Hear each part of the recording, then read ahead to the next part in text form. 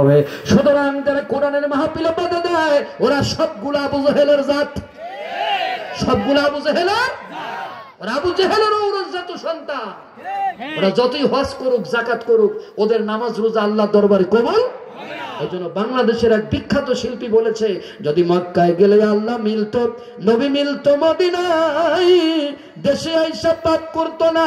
হজ করিতে যারা যায়, হজ করিতে যারা যায়, কেউ যায় টাকার গরমে, কেউ যায় দেশ ভ্রমণে, ধনী যায় ধনের টানে, আনিতে সোনা দানা, মক্কায় গেলেই আল্লাহ মেলে না।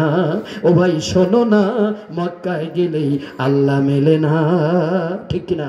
মক্কায় গেলে যদি কেউ আল্লাহরে পাইতো তাহলে তা আবু জাহেলের পাওয়ার কথা, ও আল্লাহরে পাই নাই, কারণ কোরআনের মাহফিল গুলোতে বাধা দিয়েছে, ও নবীরে দেশ থেকে তাড়িয়ে দিয়েছে, নবীরে মেরেছে।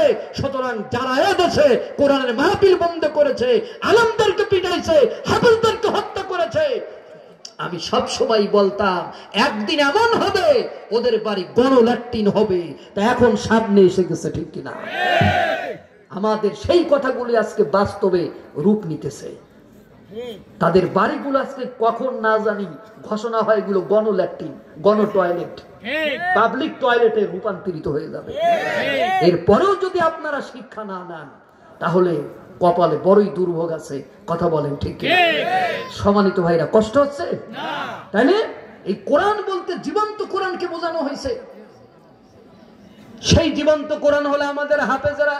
জীবন্ত কোরআন কারা? জোরে কোন? যদি আগুন লেগে ধ্বংস হয়ে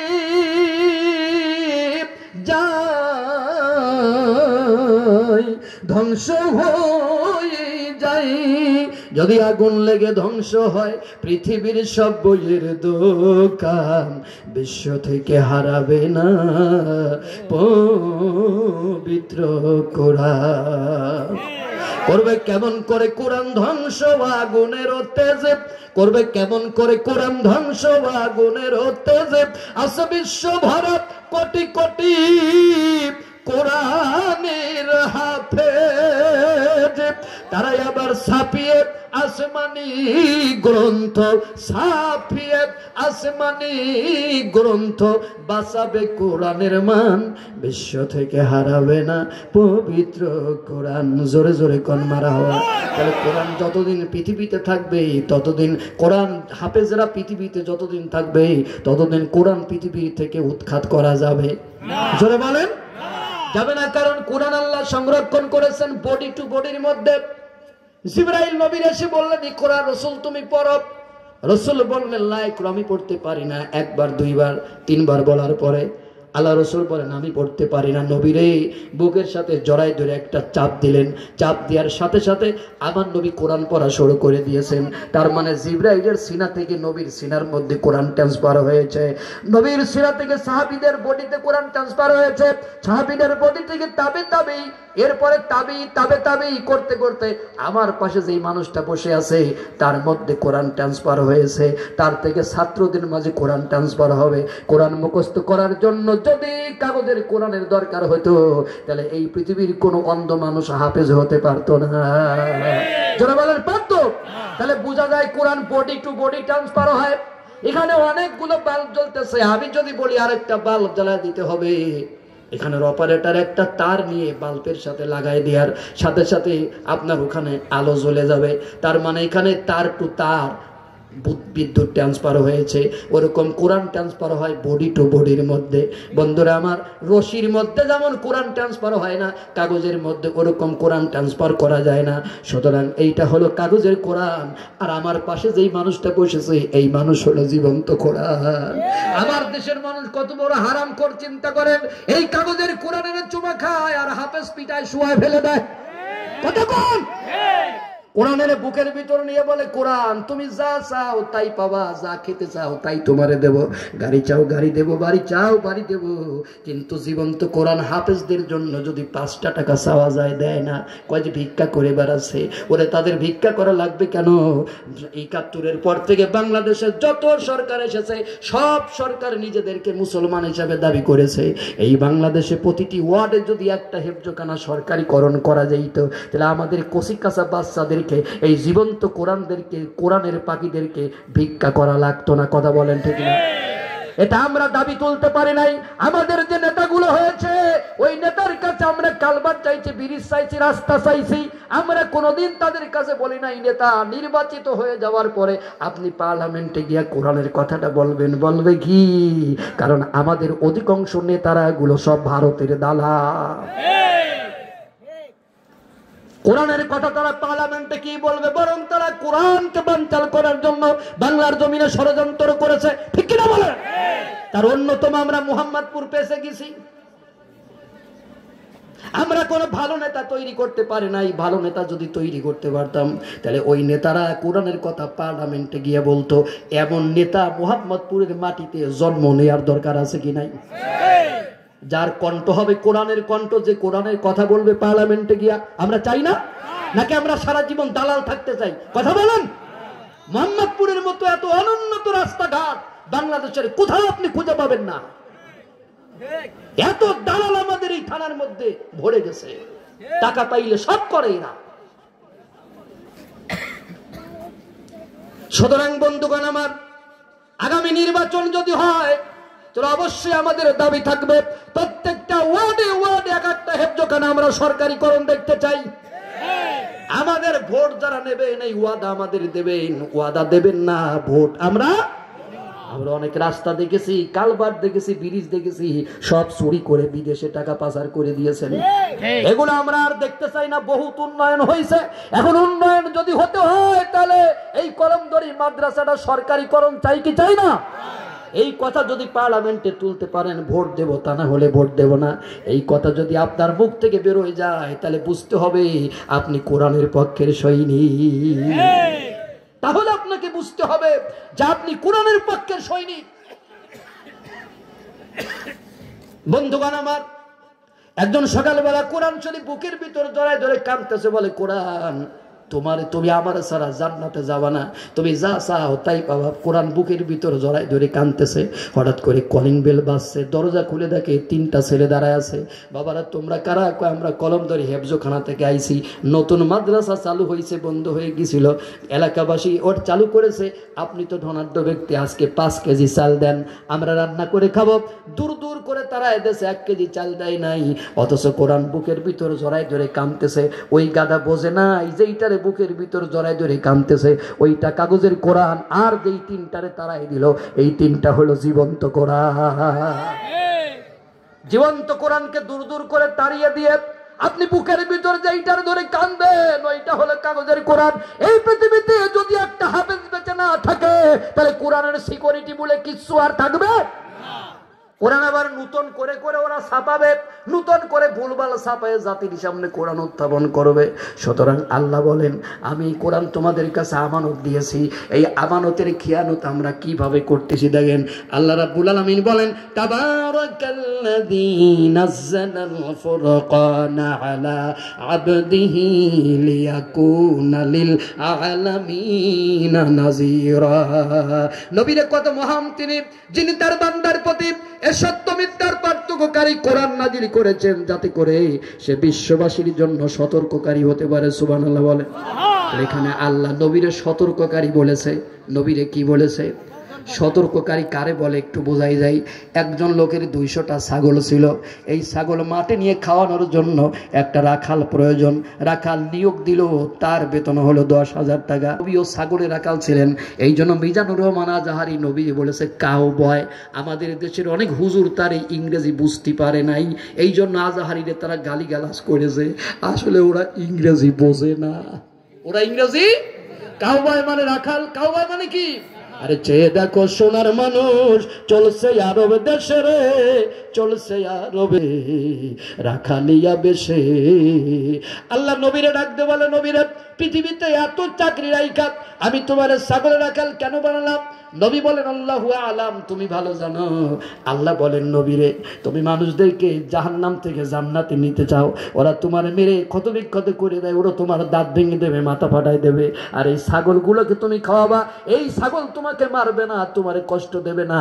ও নবী ওই জাতির দায়িত্ব নেওয়ার আগে তোমার একটু ছাগলের রাখান বানালাম যাতে করে তোমার একটু শক্ত করে নেওয়া যায়, তুমি যাতে ওই জাতির নেতৃত্ব নেতৃত্ব কাঁধে নেওয়ার পরে তুমি পথ হারাইয়া না যাও। সুবহানাল্লাহ। বন্ধুগণ আমার, 200টা ছাগলের রাখাল ছাগলগুলো নিয়ে মাঠের মধ্যে গেল। ছাগলের রাখালের হাতে লাঠি থাকবে না তো তাসবিহ থাকবে? আর একটু জোরে কর, লাঠি থাকারই কথা। লাঠি হাতে করে ছাগলগুলো তাড়াইয়া মাঠের মধ্যে নিয়ে গেল। শুকনা ঘাস ছাগলের খাইতে ভালো লাগে না। লাঠি হাতে করে রাখাল দাঁড়িয়ে আছে, অন্যের খেতে যাইতে পারতেছে না। পাশে কচি কচি ধান আছে, ছাগলের মন চায় একটু ধান খেয়ে আসি, যাইতে পারে না, কারণ রাখালের হাতে লাঠি আছে। পাশে ছিল জঙ্গল, জঙ্গলে ছিল শিয়াল। শিয়ালের 3-4 ছাগল ধরে খাই, কিন্তু খাইতে পারে না, রাখালের হাতে কি? তাহলে লাঠির গুরুত্ব আছে কি নাই? জোরে বলেন। লাঠির গুরুত্ব আছে। যতদিন আলেমদের হাতে লাঠি ছিল ততদিন সুদ ঘুষ দুর্নীতি জেনা ব্যভিচার ছিল না।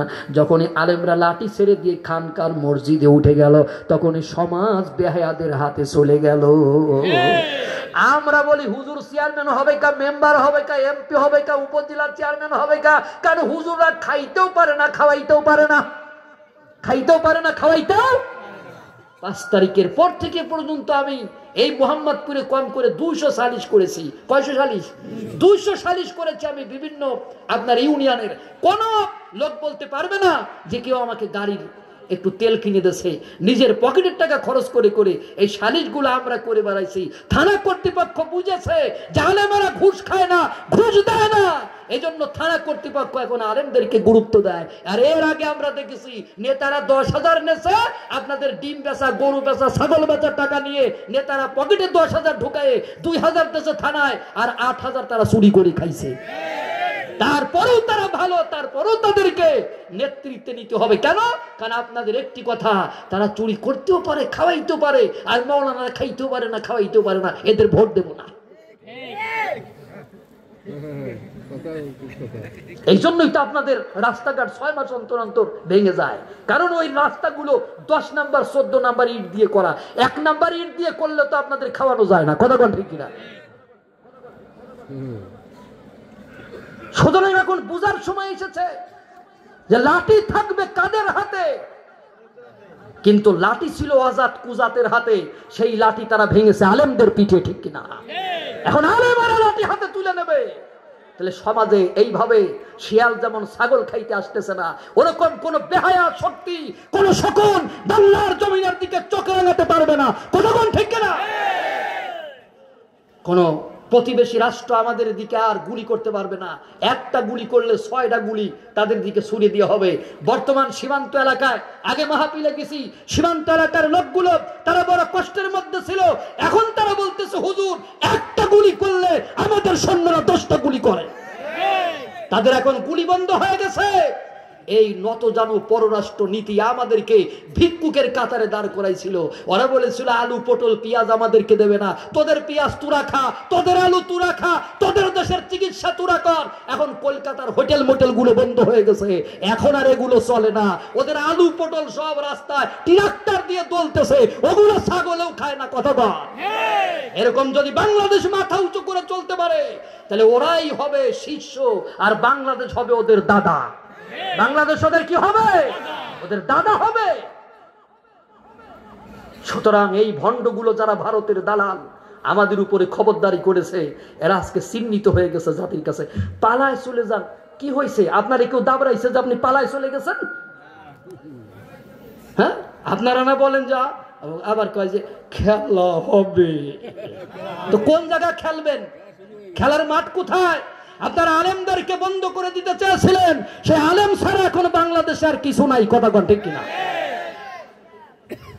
কষ্ট হচ্ছে, কিছু কিছু লোকের কষ্ট তো হয়। সবার কি আর ভালো লাগতেছে নাকি, আরাম লাগতেছে নাকি? কিছু কিছু লোকের তো কষ্ট হবেই। কামার লোহারে পিটাচ্ছে, লোহা কয় যে কিরে আমারে পিটাস কা, একটু ধৈর্য ধর, তোরে আমি আজাদ থেকে জাত বানাই মানুষের হাতে তুলে দেব, তুই মানুষের অনেক কল্যাণ করবি। সুতরাং আমাদের 2 সেট দিয়ে এরকমের ধাক্কা মারা কথা শুনে আপনি কষ্ট পাবেন না। এই কথাই আপনার নাজাতের ফায়সালা হয়ে যেতে পারে। কাজে হুজুর সব বলবেন, রাজনীতি করবে না কে? রাজনীতি তোমার বাবাই থেকে এলে সব্বার নাকি? তোমার কোরআন থেকে বুঝাচ্ছি হুজুররা রাজনীতি করবে না। রাজনীতির আব্বারও এখন হুজুরদের করা দরকার। কথা বলবে, একটু পরেই তুমি বুঝবা যে হুজুররা রাজনীতি করবে কি করবে না। বলে হুজুর আপনার সব ভালো লাগে, ওয়াজ ভালো লাগে, আপনার গান ভালো লাগে, কিন্তু রাজনীতি করি এই ভেজালের ভিতর, ক্যারে তোদের চুরি করা বন্ধ হয়ে যাচ্ছে বুঝি। সম্মানিত বন্ধুগণ আমার, রাখাল লাঠি হাতে করে দাঁড়ায় আছে, ছাগল শুকনা ঘাস খায়, অন্যের খাতে গিয়া কষি কষি ধান খাইতে পারে না, লাঠির ভয় আছে। শিয়ালগুলো আপনার ছাগল খাইতে পারে না, লাঠির ভয় আছে। রাখাল পরের দিন আসলো, এসে চিন্তা করলো আগের দিন ছাগল এমনি খাইছে, আমার কোনো কষ্ট করা লাগে নাই, আজকে আমি জেগে থাকবো না, আজকে আমি ঘুমায় থাকবো। লাঠি মাথার কাছে দিয়া রাখাল ঘুমাচ্ছে। ছাগলের লিডার ছাগলদের বলল, হে ছাগলেরা, আগের দিন আমরা রাখালের লাঠির ভয়ে ধান খাইতে পারি নাই, এই যে কষি কষি ধান, চলো আমরা একটু ধান খেয়ে আসি। এটা বলে তারা ধান খাইতে চলে গেল। জমির মালিক এসে বলল, সর্বনাশ, ওরা দাবড়াইতে ছাগলগুলোর জঙ্গলের মধ্যে ঢুকালো, আর 20টা ছাগল গাছের সাথে রশি দিয়ে ঝোলায় রাখলো। জঙ্গলে ছাগল ঢুকার পরে জঙ্গলের শিয়ালগুলো বলল, বন্ধুরা, আগের দিন আমরা রাখালের ভয়ে ছাগল খাইতে পারি নাই, এখন রাখালো ঘুমায়, লাঠি হাতে নাই, আর ছাগলগুলো জঙ্গলের মধ্যে চলে আসছে, তোমরা ধরে ধরে খাও। ওরা 30টা খেয়ে ফেলে দিল, 50টা ছাগল হারায় গেল। এই 50টা ছাগল রেখে রাখাল যখন গোয়ালের ভিতর ছাগলগুলো ঢোকাবে, তখন মালিক বলিল, বেটা আগের দিন গুনি নাই, আজকে না গুনে ঢোকানো যাবে না। গুনে দেখলো 50টা ছাগল নাই, এখন আপনাদের কাছে বিচার ছেড়ে দিলাম, ওই রাখাল ফুলের মালা পাবে না জুতার মালা পাবে? রাখালের অপরাধ কি? ঘুমাইছে। অপরাধ কি? অ্যাবসলিউটলি রাইট, ও ঘুমাইছে। তাহলে 200টা ছাগলের রাখাল ঘুমাই পড়লে যদি 50টা হারায়া যায়, উম্মতের রাখাল বিশ্ব নবী যদি শুধু ঘুমায় থাকতো, তাহলে একটা উম্মত আল্লাহর জান্নাতে যাইতে পারতো না। নবী কি ঘুমাইছে? নবীর হাতে তরবারি ছিল কি ছিল না? নবীর হাতে লাঠি ছিল কি ছিল না? যত ওলিরা আমাদের উপমহাদেশে ইসলাম প্রচারের জন্য এসেছে, সমস্ত ওলিদের হাতে ছিল তরবারি। যেমন হযরত শাহজালাল আসলেন সিলেটের মাটিতে during the rule of king Gourgobinda, a ডিবাটেড Muslim Burhanuddin slaughtered cow on the occasion of the কিকা অফ হিজ নিউবর্ন সন। গৌরগোবিন্দর শাসন আমলে বুরহানুদ্দিন নাম করে একজন ডিবাটেড মুসলিম তার ছেলের আকিকা উপলক্ষে একটা গরুকে জবাই করেছে। এই গরু জবাই ছিল বড় ধরনের অপরাধ, কারণ ওয়ার্শিপ দ্য কাউ, তারা গরুরে পূজা করত। বুরহানুদ্দিনকে ধরে আনা হলো, ধরে আনা বলা হলো, বুরহানুদ্দিন তুমি আমার মাকে জবাই করেছো তোমার ছেলের জন্য, আর আমি তোমার ছেলের জবাই করে দিলাম আমার মায়ের জন্য। এটা বলে ইংরেজি ইতিহাসের মধ্যে এসে কাট ইনটু পিসেস, কেটে কেটে টুকরা টুকরা করা হয়েছে। এই খবর চলে গেল দিল্লিতে।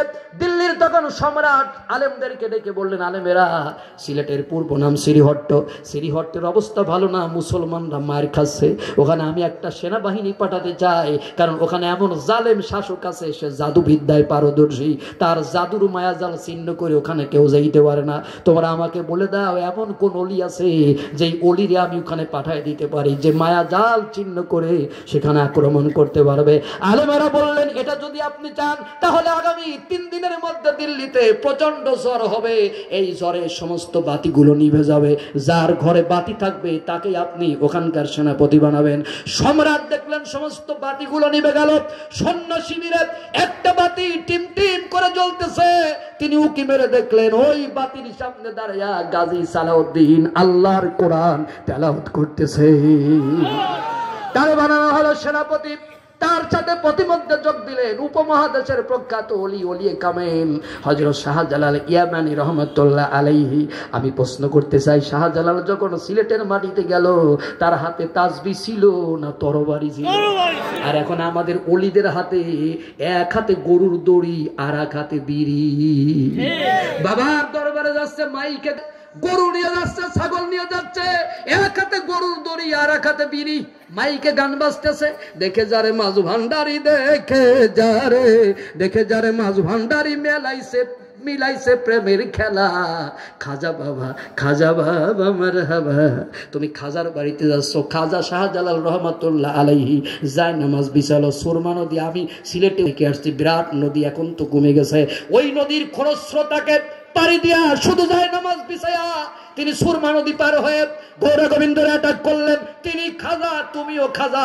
তিনি যদি যায় নামাজ বিছা সুরমা নদী পার হতে পারে, তোমার সুরমা নদী পার হওয়া লাগবে না। 3 হাত একটা খাল যদি তুমি যায় নামাজ পার হয়ে দেখাইতে পারো, তাহলে তুমি খাজা বাবা। আর তা না হলে তুমি কাটাল খাজা, তিলে খাজা। কতক্ষণ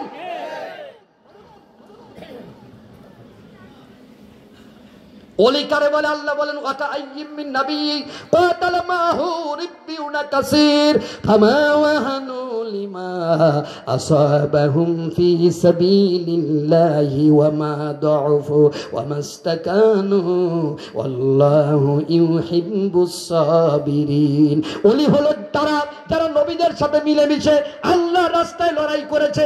এই লড়াই করতে গিয়ে তারা জীবন দেশে রক্ত দেশে শহীদ হয়েছে, তারপরেও তারা পিছনে যায় নাই। আল্লাহু আকবার। তাহলে আল্লাহর কোরআনে আল্লাহ বলে দিচ্ছে ওলি হলো তারা ওয়াকা আইয়িম মিন নাবী কাতালা মাহু রিব্বিউনা কাসীর। অনেক নবী রাসূল চলে গেছে যাদের সাথে মিলেমিশে ওলিরা আল্লাহর রাস্তায় লড়াই করেছে। তাহলে আগের ওলিরা আল্লাহর রাস্তায় লড়াই করতো, আর এখন অধিকাংশ ওলিরা গরু আর ছাগল নিয়ে লড়াই করে। কথা বল। গরু আর ছাগল নিয়ে প্রতিযোগিতা করে, কার দরবারে কয়টা গরু গেল, কার দরবারে কয়টা ছাগল গেল। আগের ওলিরা নামাজ পড়লে ঝরঝর করে বৃষ্টি হতো, ইস্তেসকার নামাজ পড়লে, আপনারা দেখছেন না? আর এখন ওলিরা নামাজ পড়লে বৃষ্টি যদি এখন হওয়ার কথা থাকে 3 মাসের আগে আল্লাহ আর বৃষ্টি দেয় না। কারণ ওরা প্রতিযোগিতা করতো জিহাদের ময়দানে, আর এরা প্রতিযোগিতা করে গরু ছাগল নিয়ে। কথা কর না কেন? ওরে পাগল। এই জন্য লালন ফকির একটা কথা বলেছে, আমারে কয় যে আমি গান গাই। আরে গান গাইতে গাইতে তো এই 24 বছর কাটাই দিলাম, আর একটা গান আপনাদের শোনাই যায়। হ্যাঁ, লালন ফকির সে কি বলতেছে? এসব দেখি কানার হাট বাজার। কিসের হাট বাজার? এসব দেখি কানার হাট বাজার। এক কানা কয় আর এক কানা রে, চলো এবার ভব পারে। এক কানা কয় আর এক কানা রে, চলো এবার ভব পারে। নিজে কানা পচেনে না, নিজে কানা পচেনে না, অন্যের ডাকে বারে বার। এসব দেখি কানার হাট বাজার। সে বলেছে এসব দেখি কানার হাট বাজার। এক কানা কয় আর এক কানারে চলো এবার ভব পারে। মানে এক কানা নিজে জান্নাতের ঠিকানা জানে না, ওই কানা হাজার হাজার লক্ষ লক্ষ মানুষরা জান্নাতের টিকিট দিচ্ছে। ও হলে এক কানা, ওর দরবারে যারা যায় সবগুলোই কানা। সবগুলো কি কানা? আমি কোন হক্কানি পীর বিরোধী লোক নই, আমি কোন হক্কানি আলেম বিরোধী লোক নই। হক্কানি পীর তো তারা, হক্কানি ওলি তো তারা যারা কোরআনের সাথে তাদের জীবন মিলে যাবে। কথা কোন ঠিক কিনা? শাহজালাল সুরমা নদী পার হয়েছেন জায়নামাজ বিছায়ে, এটা সম্ভব, কারণ কানুজ দুর্গ বিজয় হচ্ছে না। আল্লাহ রসুল বললেন আগামীকাল আমি যারা সেনাপতির দায়িত্ব দেবো সে আল্লাহরে বেশি ভালোবাসে, আল্লাহও তারে বেশি ভালোবাসে। হযরত উমর বললেন সারা রাত ঘুম হলো না, আল্লাহরে কে বেশি ভালোবাসে, আল্লাহ কারে বেশি ভালোবাসে, এই টেনশনে আমার ঘুম হচ্ছে না। ফজরের আজান হয়ে গেল, আমি নামাজে গেলাম। রসুল বললেন আমার আলী কই? একজন বললেন হে রসুল, আলীর চোখ উঠেছে এজন্য জামাতে আসতে পারে নাই। রসুল বললেন আলীর আমার কাছে নিয়ে আসো। হযরত আলী দুজন সাহাবীর কান্দে ভর করে আসলেন। আল্লাহর নবীর থুতু মুবারক আলীর 2 চোখের মধ্যে লাগাই দেওয়ার সাথে সাথে আলীর চোখের শক্তি দ্বিগুণ বেড়ে গেল। হযরত আলীর হাতে জুলফিকার তুলে দিয়ে বললেন ও আলী, এই জুলফিকার নাও, খাইবারের বিজয় আল্লাহ তোমার হাতে দেবে। হযরত আলী জিহাদের ময়দানে গেলেন, বিপক্ষীয় সেনাপতি মোরাহাব আলীর সামনে এসে বললেন আলী মা ইসমুকা। আলী বলেন আলী বিন আবু তালেব। কয় তোমার বাবা আমার ঘনিষ্ঠ বন্ধু ছিল, তুমি জানো না আমি এমন একজন বীর, আমার সামনে কেউ মাথা নিয়ে যাইতে পারে না অকালে। তুমি স্ত্রীকে বিধবা করো না, সন্তানগুলো এতিম করো না। হযরত আলী বলেন মোরাহাব তুমি কারে ভয় দেখাতে চাও? তুমি জানো না এই গোটা পৃথিবীর কাফির বেঈমানেরা তোমার তরবারি দেখে ভয় করতে পারে, কিন্তু তুমি জানো না গোটা পৃথিবীর মধ্যে আল্লাহ আলীরে বাঘ তৈরি করে পাঠাইয়া দিয়েছে। মোরাহাব বললেন তাহলে তুমি আমার আগে মারো। আলী বলেন মুসলমান কোনদিন কাউরে আগে মারে না, তুমি আমারে মারো, আমি প্রতিহত করব। মোরাহাব মারতেছে ডান থেকে বাম থেকে পিছন থেকে সামনে থেকে, আলী ঠেকাচ্ছে, ঠেকাইতে ঠেকাইতে মোরাহাব ক্লান্ত হয়ে গেল। আলী বলে মোরাহাব রে এবার তোমার একটা মারি। এবার জুলফিকার তুলে আল্লাহু আকবার বলে এত জোরে আঘাত করেছে মোরাহাবের মাথা থেকে পা পর্যন্ত কেটে আলীর তরবারি মুঠি হাত পর্যন্ত মাটির ভিতরে গেড়ে গেছে। খাইবারের যুদ্ধ বিজয় হয়ে গেল। নবী বললেন আলী, পরের দিন নবী বললেন আলী রে, আমি শুনলাম জিহাদের ময়দানে তোমার ঢাল ভেঙে গিয়েছিল, কি দিয়া যুদ্ধ করেছো? হযরত আলী ইজিলি বললেন নবী, আমি কামুজ দুর্গের কপাট ধরে টান দিলাম, আমার হাতে কপাট চলে আসলো। নবী হেসে দিয়ে বলে, আলী রে, এত বড় লোহার কপাট মানুষ কেমনে উঁচু করে যুদ্ধ করতে পারে? তুমি আমার একটু যদি দেখাইতে আমার ভালো লাগতো। হযরত আলী আগের দিনকার মতো কপাট ধরে টান দিলেন, নড়ল না। এত জোরে ডান হাত দিয়ে টান দিলেন, বাম হাত দিয়ে টান দিলেন, শরীরের লোমকূপ থেকে ঘাম গুলো ঝরে পড়তেছে, তারপরও কপাট নড়াইতে পারে না। আলী লজ্জা পেয়ে গেছে। রসুল মুস্কি মুস্কি এসে বলে, আলী রে, লজ্জা পেও না, এত বড় লোহার কপাট মানুষে উঁচু করতে পারে না। তুমি যখন আল্লাহর দিনকে সমুন্নত রাখার জন্য ওই কামুজ দুর্গের কপাটের দিকে হাত বাড়ায় দিয়েছো, তোমার হাতে নয়, আল্লাহর কুদরতি হাতে তোমার সামনে আল্লাহ কপাট উঁচু করে ধরেছে। বন্ধুগণ আমার, তাহলে কেউ যদি আল্লাহর দিনকে জমিনে কায়েম করতে চায়, আল্লাহর গায়েবী মদদ তার উপরে আসে। কথা বল। সুতরাং এখনো যদি কোনো ওলি আল্লাহর জমিনে দ্বীনের দাওয়াতের কাজ করে আর দ্বীন প্রতিষ্ঠা করার জন্য কাজ করে, তাহলে এখনো পর্যন্ত ওই কপাট তার হাতের মধ্যে চলে আসবে। এখনো জায়নামাজ বিছায় সে সুরমা নদী পার হতে পারবে ইনশাআল্লাহ। বন্ধুগণ আমার, তাহলে আমি যে আলোচনা করতেছিলাম, ওই ছাগলে রাখাল ওর গলায় জুতার মালা যাবে, কারণ ওর অপরাধ হলো ঘুমাইছে। তাহলে 200টা ছাগলের রাখাল ঘুমাইলে যদি 50টা হারায়া যায়, উম্মতের রাখাল বিশ্ব নবী এজন্য ঘুমাই নাই। আল্লাহর নবী সারা রাত ধরে তিনি আল্লাহর দ্বীনের কাজ করেছে। সুবহানাল্লাহ বলেন। গভীর রাতে তিনি বাড়িতে নাই, একদিনও তিনি বাড়ি থাকতেন না। গভীর রাতে তিনি যখন খাদিজার ঘরের দরজায় একটা টুকা মারতেন, খাদিজার ঘরের দরজা খুলে যাইত। আল্লাহর নবী খাদিজারে ডাক দিয়ে বলতেন, খাদিজা, তুমি বড় লোকের মেয়ে, তুমি ধনী মানুষ ছিলে, কত সুন্দর বিছানার উপর ঘুমাইতে, আমি নবীর বাড়িতে আইসা শুকনা পাটির উপর কি তোমার ঘুম আসতেছে না? তুমি কেন ঘুমাও না?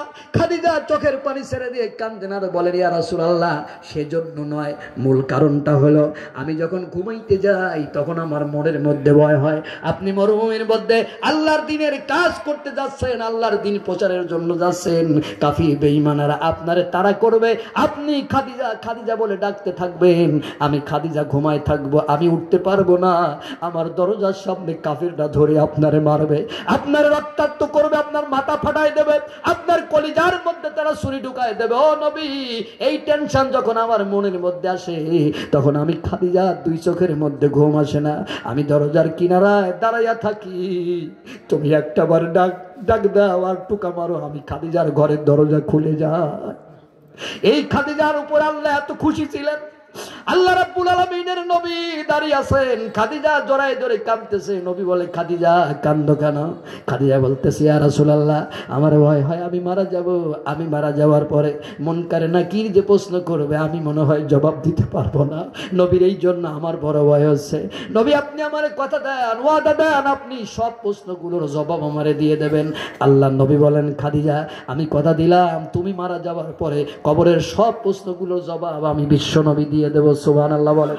আমি মহিলাদেরকে বলবো, মারা আজকের এই আলোচনা ভালো করে শুনে নিন, খাদিজার জীবন চরিত্র সম্পর্কে আপনাদের জানার দরকার আছে। আল্লাহর নবীর স্ত্রী খাদিজা যখন ইন্তেকাল করলেন, কবর খুঁড়ে কবরের ভিতরে আল্লাহর নবী গড়াগড়ি করতেছেন, কান্নাকাটি করেন আর বলেন, কবরের মাটি রে, খবরদার আমার খাদিজারে কষ্ট দিবি না। বন্ধুগণ আমার, খাদিজারে কবরের মধ্যে নামায়া খাদিজার মুখটা খানায় কাবার দিকে দিল। একবার দিল যায় না, দুইবার দিল যায় না, তিনবার দিল যায় না। আল্লাহ নবী কেঁদে উঠেছেন, আল্লাহ আমার খাদিজার মুখটা কি খানায় কাবার দিকে যাবে না? আল্লাহ নবী কাঁদতেছে। জিবরাইল এসে বলেন, ইয়া রাসূলুল্লাহ, কাঁদবেন না, আপনি আর কাঁদবেন না, খাদিজার মুখটা খানায় কাবার দিকে যাবে না। আল্লাহ আরশে আজিমের দিকে করে রেখেছে, কিয়ামত পর্যন্ত আমার আল্লাহ খাদিজার মুখটা দেখতে চায়। বন্ধুগণ আমার, এরপরে খাদিজারা দাফন করে দিয়া কবরের উপরে গড়াগড়ি করতেছে, কাঁদতেছে। আবু বকর বলে, ইয়া রাসূলুল্লাহ, আর কান্না করবেন না, বাড়ি চলেন।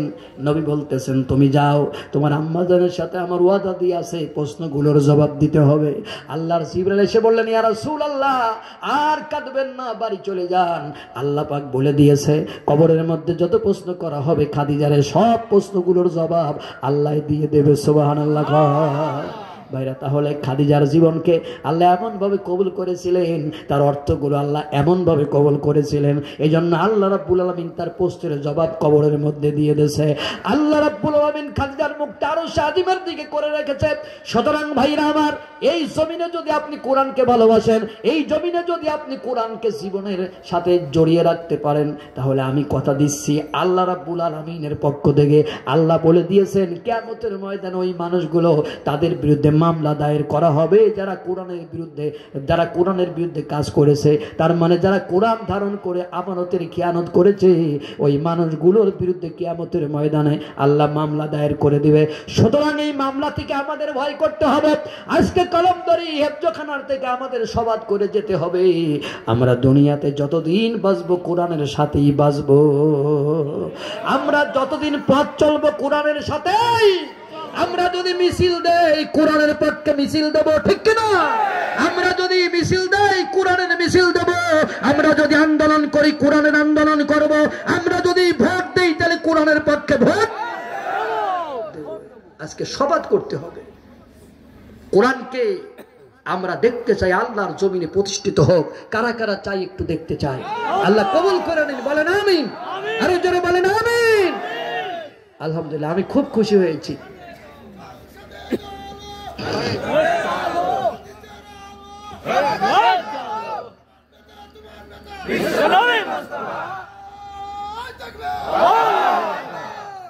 তাহলে ছাগলের রাখালের হাতে যেমন লাঠি থাকবে, উম্মতের রাখাল আলেম ওলামাদের হাতেও লাঠি থাকার দরকার আছে কি নাই? সেই লাঠিটা দেখিস, এই লাঠি না, সেই লাঠি হলো ক্ষমতার লাঠি। কতক্ষণ উপত্যকা ওয়ার্ডের ক্ষমতা, ইউনিয়নের ক্ষমতা, থানার ক্ষমতা, পার্লামেন্টের ক্ষমতা যদি আলেমরা পেয়ে যায়, তাহলে এই জমিনে নামাজ কায়েম হবে, যাকাত কায়েম হবে, নারীরা নির্দ্বিধায় চলাফেরা করবে, লা ইয়াখাফু ইল্লাল্লাহ, তাদের আর কোনো ভয় থাকবে না, ভয় থাকবে না। সাধারণ টিপসই মারবেন, একটু হিসাব করে মারবেন। অনেকে কয় যে হুজুর এই ব্যাপারেও কোরআনের আয়াত আছে নাকি? অবশ্যই আছে। আল্লাহ কয় উহশুরুল লাযিনা যালামু ওয়া আজওয়াজাহুম ওয়া মা কানু ইয়াবুদুন, সূরা সাফফাত আয়াত নাম্বার 22। এখানে আল্লাহ বলেন ওই জালেমদেরকে একত্রিত করো। জালেম বলতে জুলুমবাজ নেতা। 2 নাম্বার তাদের বউদের একত্রিত করো। 3 নাম্বার ওয়া মা কানু ইয়াবুদুন, তাদের জন্য যারা স্লোগান দিয়েছিল তাদের কাছকে ধরে নিয়ে আসো। 3 শ্রেণীর লোককে কিয়ামতের মাঠে একত্রিত করা হবে। জালেম নেতা, জালেম নেতার বউ, জালেম নেতার অনুসারী, যারা জালেম নেতাদেরকে দিনের ভোট রাতে করতে সহযোগিতা করেছে। এটা সূরা সাফফাত আয়াত নাম্বার, হুজুর আছে না? কি মনে করেছেন আপনি যে এই সম্পর্কে কোরআনের আয়াত নাজিল হয় নাই? তা না হলে কোরআন কোড অফ লাইফ কি করে হলো? কোরআন পূর্ণাঙ্গ জীবন বিধান কি করে হলো? আমারে বুঝান। এরপর আল্লাহ রাব্বুল আলামিন বলেন কিতাবুন উনজিলাত ইলাইকা ফালা ইয়াকুন ফি সাদরিকা হারাজুম মিনহু লিতুনজিরা বিহি ওয়া যিকরা লিল মুমিনিন। আল্লাহ বলেন এটি একটি কিতাব, নবী আমি এই কিতাব তোমার উপর নাজিল করেছি। কেন? যাতে তুমি এই কোরআনের দ্বারা মানুষদেরকে সতর্ক করতে পারো। ও নবী, তুমি যখন মানুষদের সামনে কোরআনের বক্তব্য দেবে, তখন তোমার অন্তরে জানি কোন রকম ভয় ভীতি না আসে। আল্লাহু আকবার। তাহলে কোরআনের বক্তব্য দিতে গিয়া কাউরে ভয় করা যাবে? জোরে বলেন যাবে? এটা কার কথা? 7 নম্বর সূরা আরাফের আয়াত নাম্বার 2। কাউরে ভয় করা যাবে না। আল্লাহ কয় কাউরে ভয় করে তুমি কোরআনের আলোচনা করবে না। তাহলে আপনি কারে ভয় করে কথা বলতেছেন? আমাদের এক শ্রেণীর হুজুর আছে, দালালের ঘরে দালাল, মসজিদে বসে ওয়াজ করে। একবার আলহামদুলিল্লাহ পড়লে জান্নাতের মধ্যে এমন গাছ জ্বালাবে, গাছের নিচে দিয়ে আরাবিয়ান হর, শক্তিশালী সৌদি আরবের ঘোড়া 70,000 বছর ধরলেও গাছের ছায়া ফুরাবে না।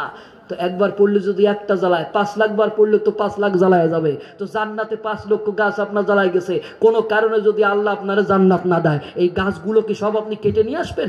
মোটেই না। তাহলে আপনার গাছগুলোর কি হবে?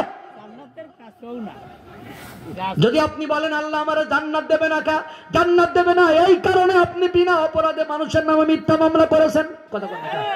মানুষকে আপনি ঘর বাড়ি ছাড়া করেছেন, দিনের পর দিন মানুষের ঘুমাইতে দেন নাই, মানুষের জায়গা জমি কেড়ে নিয়েছেন। আমার এলাকায় এমনও হাজী সাহেব আছে, অন্যের জমির মধ্যে লাঙ্গল ঢুকাইয়ে 6 হাত দখল করে নিয়া বাড়িতে এসে কলব পরিষ্কার করে। লা ইলাহা চাচা কি করেন? কয় আমার কলব পরিষ্কার করি। অথচ অন্যের জমির ভিতর লাঙ্গল ঠেলে দিয়েছে কয় হাত। কথা কন, 100 টাকায় 10 টাকা সুদ খায়, আছে নাকি? আছে। আবার কল পরিষ্কার করে। লা ইলাহা, আপনার কল পরিষ্কার করতেছেন, আপনি মরার আগে তওবা করবেন। তওবা করার 4টা শর্ত আছে। যতদিন ওই জমি ফেরত না দেবেন আপনার তওবা আল্লাহর দরবারে কবুল হবে না। যতদিন মিথ্যা মামলা প্রত্যাহার না করবেন আল্লাহর দরবারে আপনার তওবা কবুল হবে না। তাতে আপনি ফজরে কোরআন পড়েন আর তাহাজ্জুদের নামাজ পড়েন, আপনি শয়তানের গডফাদার। কোনো কাজ হবে না, লাভ হবে না।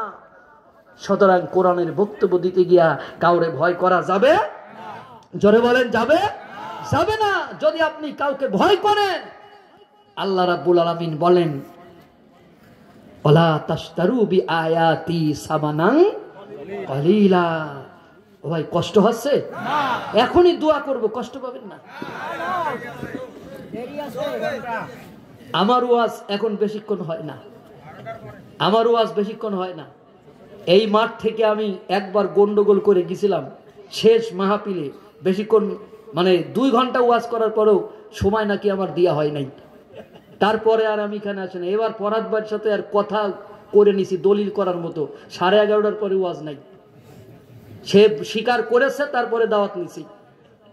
আমি গতকালকের মাহফিল শেষ করছি রাত 10:30টায়, এর থেকে বড় মাহফিল। এই জন্য আগামীতে যদি আসি এরকমের বিবেচনা করে মাহফিলে আসবেন। 11টার পরে আর কোনো ওয়াজ নাই। আপনিও ভালো থাকেন, আমিও ভালো থাকি। আপনিও ফজর পড়েন, আমিও ফজর পড়ি। এই সারা রাত ওয়াজ করার পক্ষে আমি আর এখন। পারলে দাওয়াত দেন, না পারলে না দেন। আপনার কোনো দাওয়াতের দরকার নাই আমার। যে কয়টা পাই আলহামদুলিল্লাহ, আসেন। তারপরেও কিছু কথা তো এলাকাবাসীর জন্য বলতেই হয়, ঠিক কিনা বলেন? সম্মানিত ভাইরা, তাহলে আল্লাহ কয় যে আমার আয়াতকে সামান্য মূল্যে বিক্রয় করে দিবা না। শুনতেছেন? আমার আয়াতকে সামান্য মূল্যে বিক্রয় করে দিবা না। সামান্য মূল্যে মানে তুমি মসজিদে বসে হক কথা বলতেছো না, তোমার ইমামতি চলে যাবে। তুমি মাদ্রাসার চাকরি নিয়েছো, হক কথা বলতেছো না, তোমার চাকরি চলে যাবে। তুমি চাকরির ওই কয়টা টাকা তুমি পাওয়ার কারণে হক কথা বলা বন্ধ করে দিয়েছো। ওরা জান্নাতের তুলনায় ওই টাকা সাতার মাথাও না। কথা কর ঠিক? তোর ওই কয় টাকা গুনারও সময় নাই জান্নাতের তুলনায়। কথা কর। তুমি জান্নাতে যাবা, আবার তুমি হক কথা বলবো না। হযরত ওমর কয় যে অকাউলুল হক ওয়াইন কানা মুররা, হক কথা বলো যদিও তা তিতে। তোমার এত মিটে ওয়াজ করার দরকার নাই। ঠিক। সম্মানিত ভাইরা, এই কারণের জন্য আমি আপনাদের খেদমতে আরজ করি। আমার ওয়াজটা আপনি দেখেছেন, প্রথম থেকে শুরু করে নাহমাদু পড়া থেকে শুরু করে এ পর্যন্ত যত আলোচনা করেছি সব আয়াতের মধ্যে শুধু ব্যাখ্যাগুলো করেছি আমি। ঠিক। কোন রকম বাজে কথা আমি বলেছি? সব আয়াতের মধ্যেই আমি আছি। আগামী বছর এরকমের বড় একটা তাফসীর মাহফিল কেন হোক, আমরা চাই কিনা? কারা কারা চাই? আল্লাহরে হাত তুলে দেখাই। লিল্লাহে তাকবীর, আরো জোরে লিল্লাহে তাকবীর।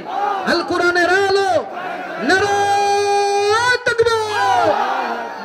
আলহামদুলিল্লাহ। সম্মানিত ভাইরা, আমি একটা অনুরোধ করতে চাই আপনাদের কাছে, আপনাদের সন্তান হিসাবে একটা দাবি করতে চাই। করব? একটা আমার ওয়াদা দিতে হবে, আখেরি দোয়া না করে যাবেন না ইনশাআল্লাহ। কোন কেন বলেন তো? কারণ এই মাহফিলটাই হতে পারে আমাদের জীবনের শেষ মাহফিল। আগামীকাল যে আমি আরেকটা মাহফিল পাবো এরকম কোন সিকিউরিটি গ্যারান্টি আমার কাছে আপনার কাছে নাই। তাহলে এখানে হয়তো আমার দোয়া